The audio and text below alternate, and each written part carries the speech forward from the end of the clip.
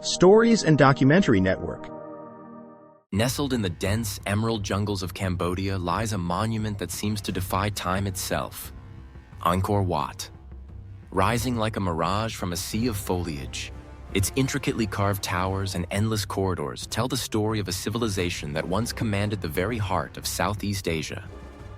For centuries, travelers, explorers, and scholars have been drawn to this architectural marvel, marveling at its celestial alignments, elaborate bas-reliefs, and the enigmatic aura that hangs over its sandstone walls.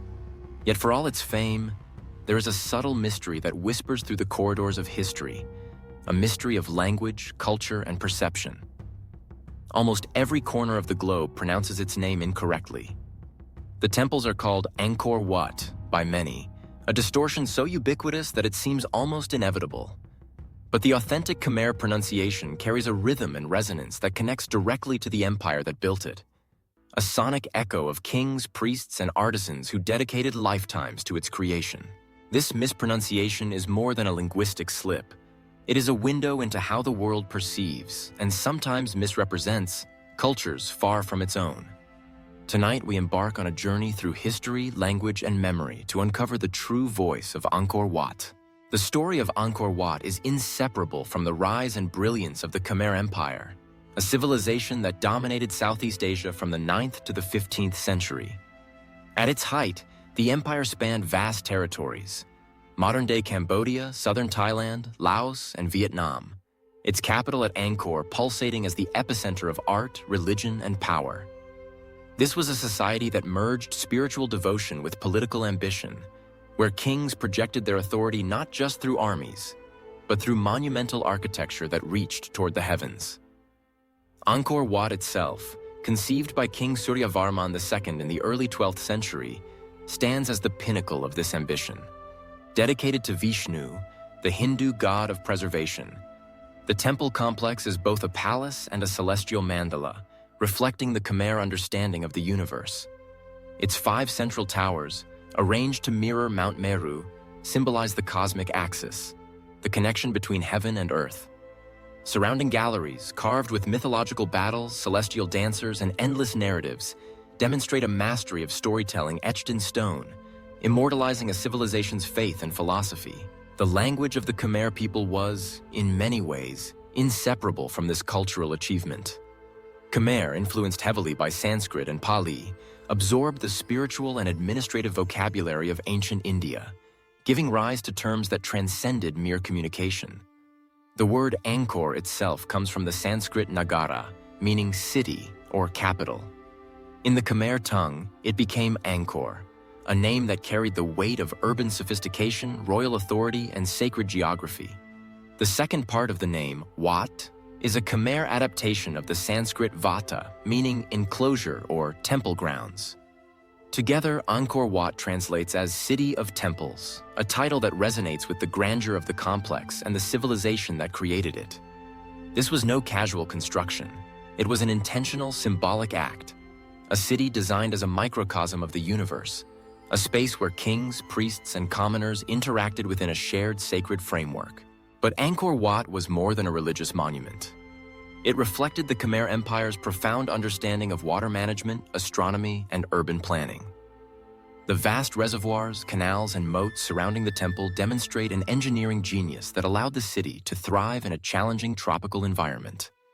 Celestial alignments, observed from the temple's central towers, reveal a sophisticated knowledge of solar and lunar cycles, further linking the physical space with spiritual and cosmic order. In these layers of culture, language, religion, and engineering, we find the roots of the mispronunciation mystery. The very words that name this monument carry centuries of linguistic evolution, influenced by foreign tongues, colonial encounters, and modern misunderstandings. To mispronounce Angkor Wat is, in essence, to mishear the whispers of an empire that once dominated the heart of Southeast Asia. And yet, the correct pronunciation endures, preserved in native speech, inscriptions, and oral tradition, waiting for the world to listen closely enough to hear it. The Khmer language is a living vessel of history, one whose phonetics preserve the rhythm and resonance of a civilization long past. Unlike English, with its tendency to simplify vowels and flatten consonants, Khmer retains subtle tonal and phonetic distinctions that are essential to accurate pronunciation. Every syllable carries meaning. Every sound is deliberate. To mispronounce a name like Angkor Wat is not merely a linguistic oversight. It is a subtle erasure of cultural nuance. In Khmer, the first word Angkor begins with a soft, open A, as in father, followed by a nasal ng sound, like the ending of the English word song. This is not optional. The ng is not silent, nor is it a mere afterthought. It is a consonantal bridge that carries centuries of linguistic heritage. The second syllable, kor, is pronounced with a short O, akin to the O in pot, not the elongated kor often heard in Western renditions. When spoken correctly, Angkor flows as a singular harmonious unit, echoing the phonetic traditions of the Khmer tongue. Wat, the second word, is deceptively simple but carries its own complexity. In Khmer, it is pronounced with a short A, similar to the A in cat, and concludes with a soft, almost unaspirated T. English speakers, however, often emphasize the final T or lengthen the vowel, transforming the word into a sound foreign to its roots.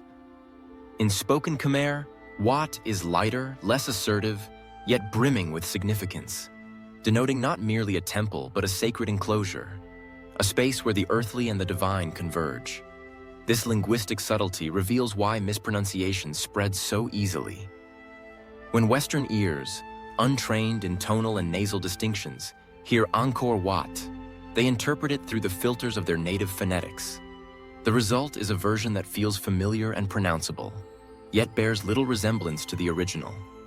Over time, these approximations solidified, transmitted through guidebooks, documentaries, and word of mouth, until the distorted pronunciation became normalized worldwide. But understanding the correct pronunciation is more than an academic exercise. It is an act of cultural preservation. To speak the name as the Khmer do is to honor a civilization, to acknowledge its intellectual and artistic achievements, and to hear, in every syllable, the echo of those who built one of history's most remarkable monuments. It is an invitation to bridge time and geography, to enter the soundscape of Angkor itself, and to listen to a language that has survived invasions, colonialism, and centuries of change, still vibrating through the hearts and voices of the Cambodian people. Even as mispronunciations proliferate, the authentic voice of Angkor Wat endures, waiting for the world to attune its ear, to hear history spoken correctly, and to recognize that words themselves can be vessels of memory, identity, and power.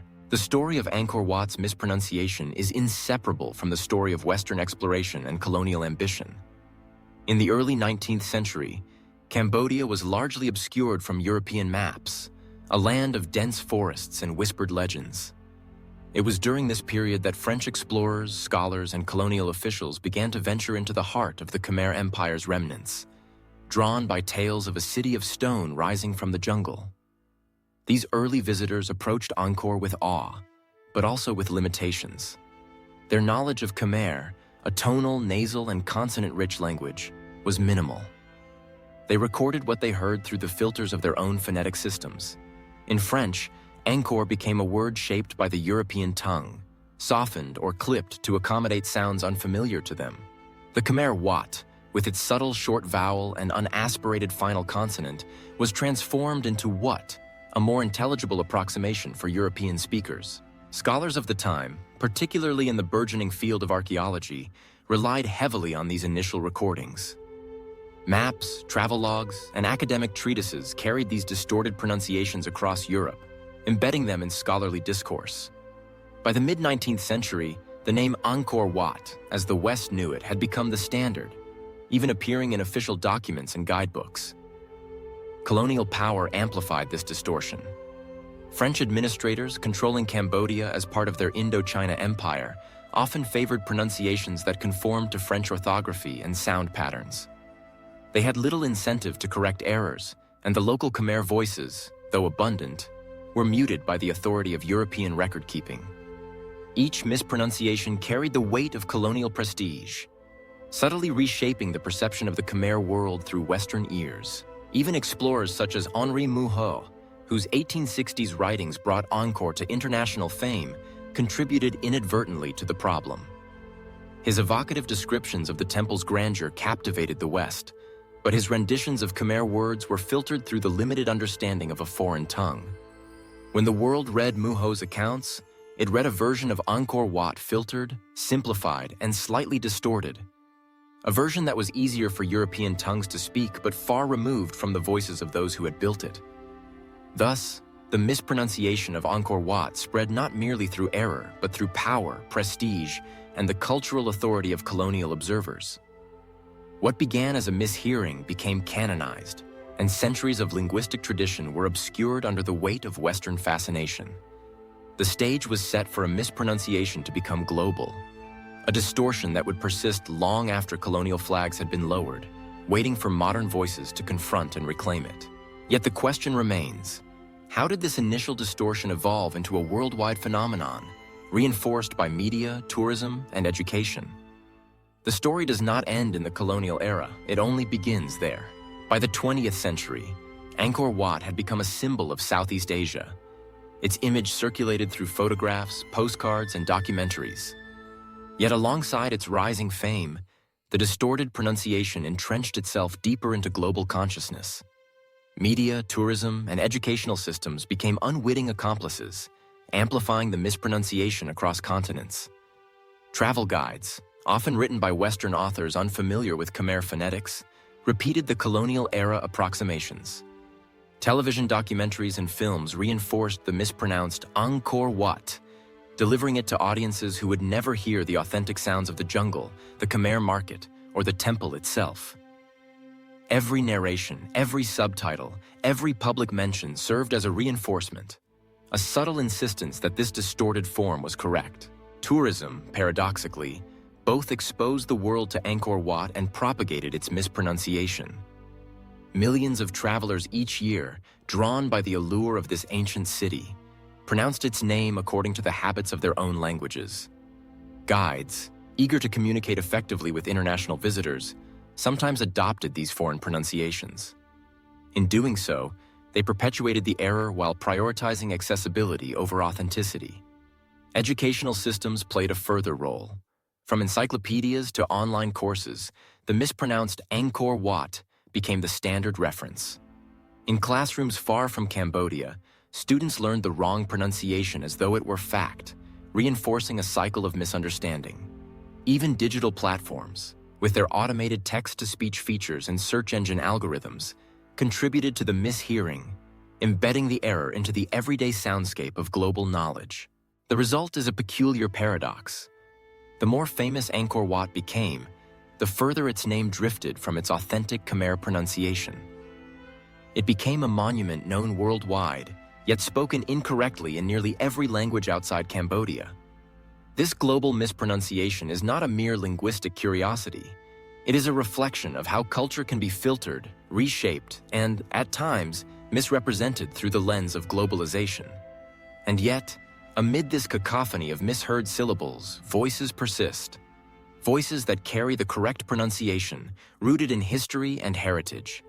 Ancient inscriptions, oral traditions, and the living Khmer language provide clues that, if listened to carefully, can restore Angkor Wat's true sound. To uncover the authentic pronunciation of Angkor Wat, one must turn to the sources that have preserved it for centuries. Ancient inscriptions, etched into stone walls and temple lintels, are among the most reliable evidence. Khmer script, with its intricate curves and precise phonetic markers, conveys sounds and syllables with remarkable fidelity.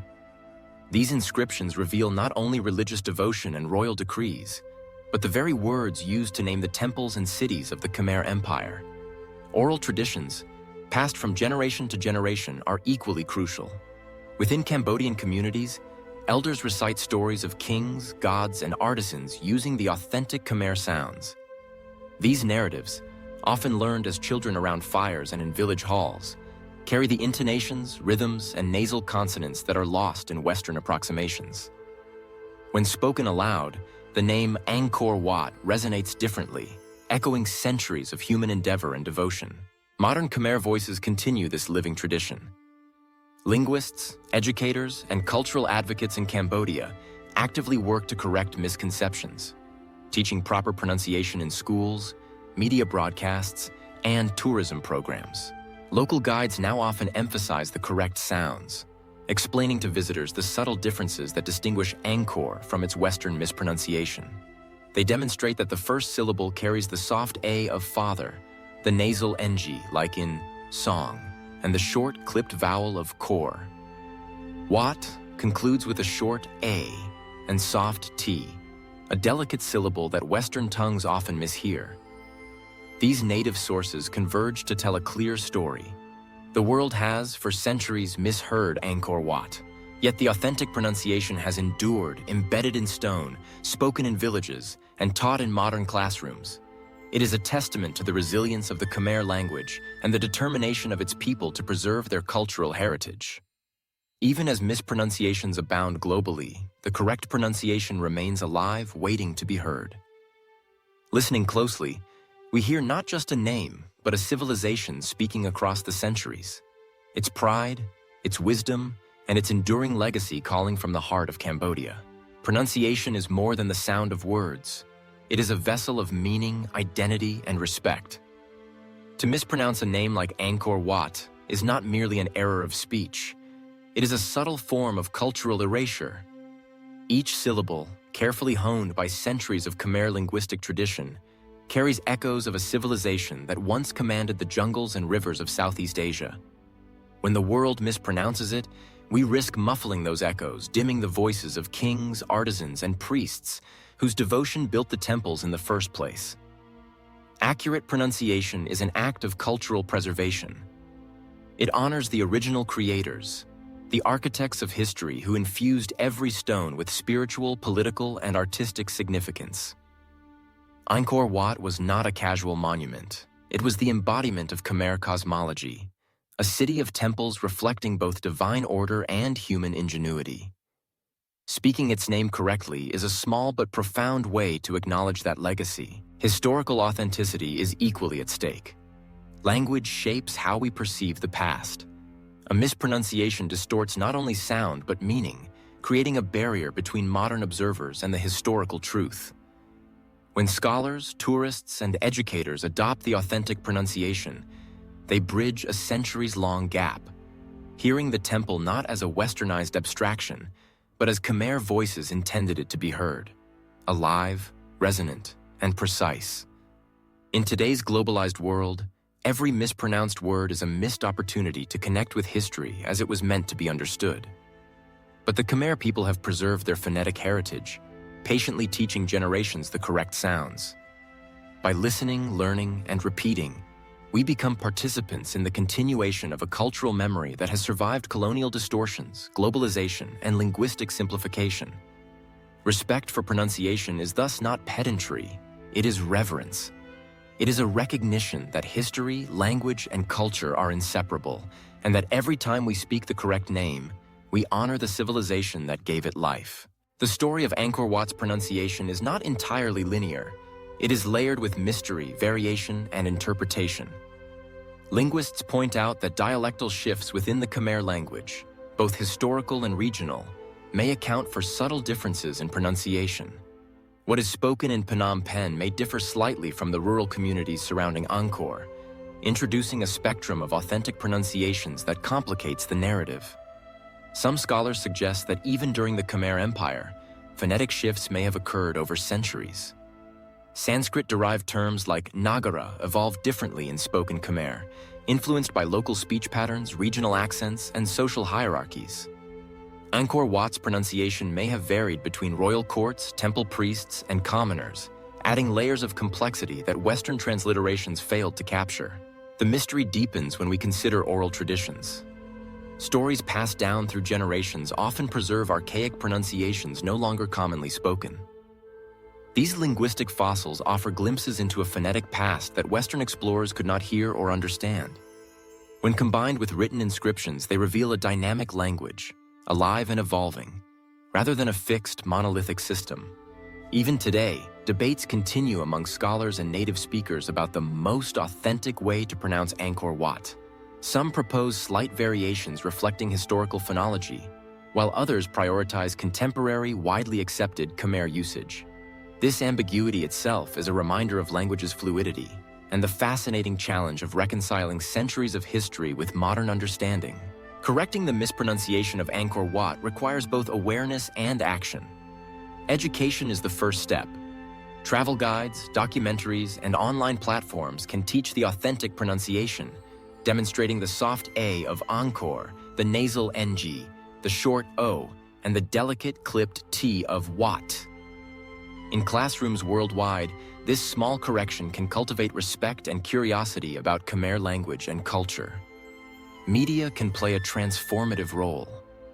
When filmmakers, broadcasters, and influencers consistently use the correct pronunciation, they normalize it for global audiences.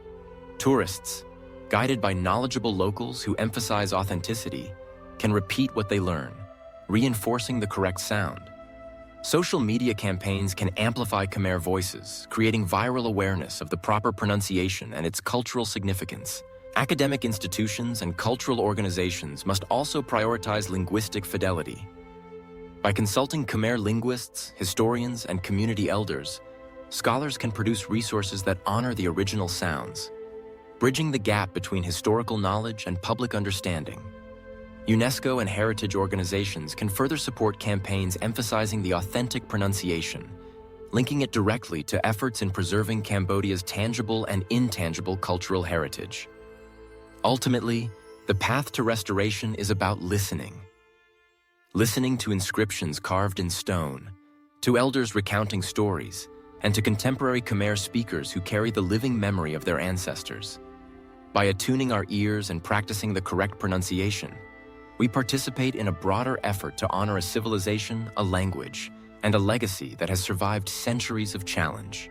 Angkor Wat is more than a monument. It is a voice from the past, speaking across centuries through stone, story, and language. Its mispronunciation is not merely a slip of the tongue. It is a reflection of history, power, and cultural perception, shaped by explorers, colonizers, and global media. Yet beneath the distortions lies the authentic Khmer pronunciation, patiently preserved through inscriptions, oral traditions, and living speech. The journey to understand its correct pronunciation is a journey into the heart of the Khmer Empire, into the minds of its kings, priests, and artisans. Each syllable, Angkor Wat, carries the weight of devotion, innovation, and identity. To speak these words correctly is to listen closely, to bridge time and culture, and to acknowledge a civilization that gave the world one of its most magnificent architectural marvels. In restoring Angkor Wat's authentic name, we do more than correct a linguistic error. We reclaim history, respect cultural heritage, and honor the enduring power of human creation. Words are not mere sounds. They are vessels of memory, identity, and truth. And in listening carefully, we allow Angkor Wat to speak once more in its own voice, reminding us that history is not only written in stone, but in the syllables we choose to preserve. The mispronunciation may linger in the world's ear, but the authentic voice endures, waiting, resilient, and timeless, echoing from the heart of Cambodia to anyone willing to truly listen.